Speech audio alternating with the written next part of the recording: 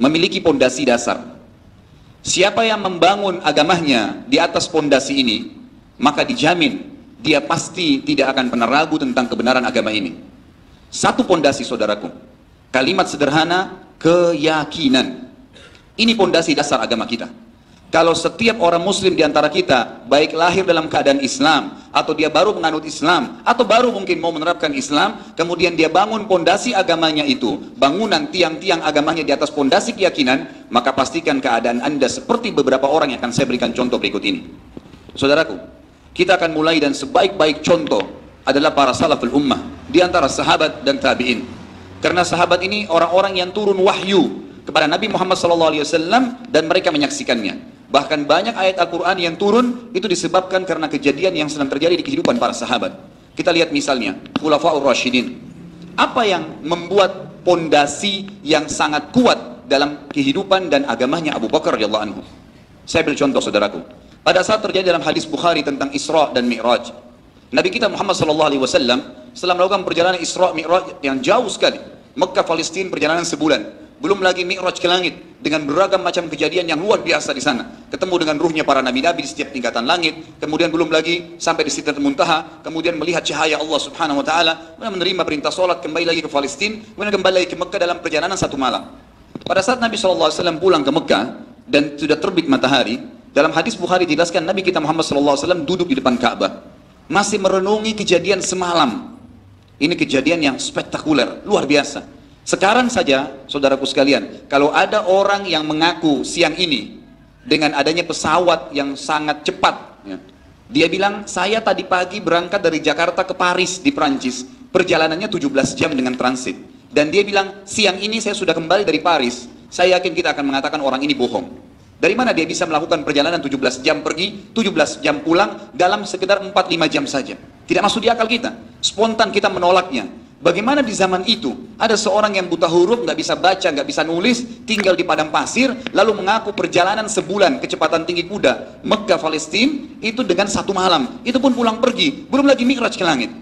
Nabi kita mulia Muhammad SAW duduk di depan Ka'bah, melongo, berpikir, merenungi apa yang terjadi semalam. Datanglah Fir'aunnya umat ini, Abu Jahal, yang diberikan julukan oleh orang Quraisy dengan Aba Hakam, tapi Nabi SAW memanggilnya dengan Abu Jahal, artinya orang yang super bodoh.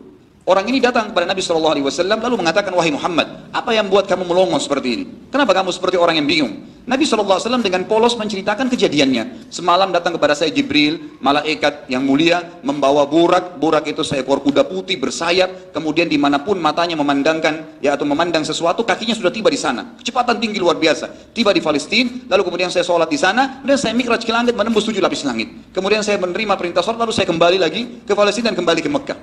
Semua rincian kisah ini, tentu ini panjang, saya tidak rincikan semua kisah Isra Mi'raj, karena bukan itu saksi bahasan kita. Saksi bahasan kita adalah bagaimana perilaku sahabat Abu Bakar radhiyallahu anhu.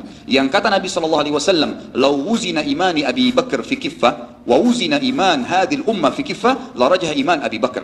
Kalau imannya Abu Bakar ditimbang di satu timbangan, kemudian imannya seluruh umat ini, semua sahabat, semua tabi'in, semua umat Islam yang belum lahir dan yang sudah mati dan yang masih hidup, semua ditimbang, di timbangan sebelahnya, kata Nabi SAW, imannya Abu Bakar akan lebih berat. Bagaimana bisa itu terjadi? Seluruh umat yang miliaran jumlahnya dikalahkan dengan imannya Abu Bakar, keyakinannya. Ini kisahnya. Maka Abu Jahal waktu mendengar kisah dari Nabi SAW mengatakan, ini kesempatan, kebohongan besar telah dibuat oleh Muhammad dan kesempatan menghancurkan agamanya. Lalu Abu Jahal berkata, dia bilang, wahai Muhammad, kalau saya kumpulkan masyarakat Mekah, apa kau mau ceritakan apa yang kau ceritakan kepada saya tadi? Kata Nabi SAW, tentu saja. Lalu Abu Jahal naik ke sebuah bukit namanya Abi Kubais. Sekarang posisinya di kerajaan atau istana raja di Mekah, di dekat pintu Malik Abdul Aziz. Itu dulu ada bukit di zaman Quraisy. Kemudian kalau orang mau iklanin sesuatu, naik di bukit itu. Abu Jahal naik mengajak Nabi SAW. Lalu Abu Jahal teriak dengan suara keras, wahai penduduk Mekah, kumpullah, dengarkan apa yang Muhammad mau sampaikan.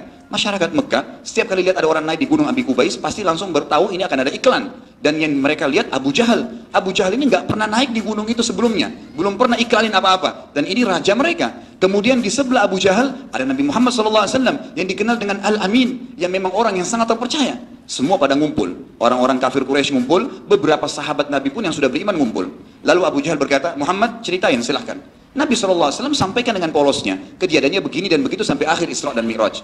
Subhanallah, para ahli sejarah dan ahli hadis pada saat merincikan hadis ini mengatakan seluruh masyarakat Mekah yang sudah kafir tambah kafir pada saat itu.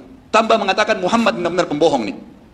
Lalu yang sahabat yang sempat beriman masuk keraguan di dalam hati mereka, tapi ini Abi nggak mungkin salah, cuma sempat bimbang. Lalu Abu Jahal turun dari gunung Abi Kubais, datang ke Darun Nadwa, tempat kumpulnya orang-orang Quraisy, dan berkata, wahai Quraisy, berita gembira, Muhammad sudah hancur agamanya. Kata orang mereka, apa yang terjadi Abu Jahal? Coba lihat tuh, di bawah gunung Abi Kubais, orang semua berkumpul dan meragukan agamanya Muhammad, karena Muhammad telah berbohong besar, belum pernah ada orang bohong sebesar bohong ini. Begini dan begitu ceritanya. Sekarang kata Abu Jahal nih, tinggal satu orang saja, kalau dia bisa kalian goyahkan keyakinannya, keimanannya, maka habis agama Muhammad. Yang lainnya sudah ragu nih, tinggal satu orang tuh, cari Abu Bakar. Waktu itu jemaah sekalian rahimahumullah, Abu Bakar sedang ada di kebun kurmahnya di luar kota Mekah. Abu Jahal pun pergi bersama tokoh-tokoh Quraisy ke sana, juga diikuti dengan beberapa sahabat Nabi yang memang dasarnya tadi mendengarkan kisah itu dan ingin tahu Abu Bakar jawab apa nih. Ini sekarang kata kuncinya. Abu Bakar keliru menjawab, habis agama ini. Abu Bakar benar menjawab, maka kokoh agama ini. Yang terjadi saudaraku, Abu Jahal datang lalu dengan sombong teriak depan kebunnya Abu Bakar mengatakan, wahai Abu Bakar, keluarlah. Abu Bakar keluar radhiyallahu anhu, melihat Abu Jahal dan beberapa orang Mekah, lalu bertanya, ada apa dengan kalian? Kata Abu Jahal dengan sombongnya, temanmu Muhammad sudah gila. Mana bisa dia mengaku perjalanan sebulan, pulang pergi dalam satu malam, belum lagi ketemu Tuhannya, ketemu dengan malaikat, ketemu dengan ruhnya para nabi-nabi. Itu saya tidak percaya. Ke Palestina aja nggak mungkin. Dia sudah gila. Apa jawaban Abu Bakar jemaah sekalian? Abu Bakar mengucapkan kalimat ini yang membuat Abdullah bin Mas'ud radhiyallahu anhu berkata, kami tidak bisa membedakan ibadah kami dengan Abu Bakar. Solat kami, kalau kami solat, Abu Bakar juga. Abu Bakar solat, kami solat. Abu Bakar puasa, kami puasa. Abu Bakar haji, kami haji. Abu Bakar jihad, kami jihad. Tapi kami tidak bisa mengalahkan Abu Bakar dari sisi keyakinannya. Apa kata Abu Bakar radhiyallahu anhu?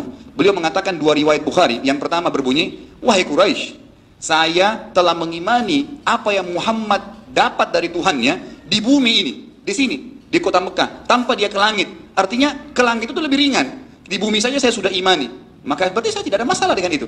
Tapi riwayat yang kedua yang jadi saksi bahasan kita, Abu Bakar berkata dengan sangat jelas, tegas, wahai Quraisy, ketahuilah kalau di depan mata saya tembok berwarna putih, terang, jelas-jelas putih, lalu Muhammad berkata, tidak wahai Abu Bakar, tembok itu hitam, maka saya akan bohongkan mata saya dan saya bilang iya, hitam.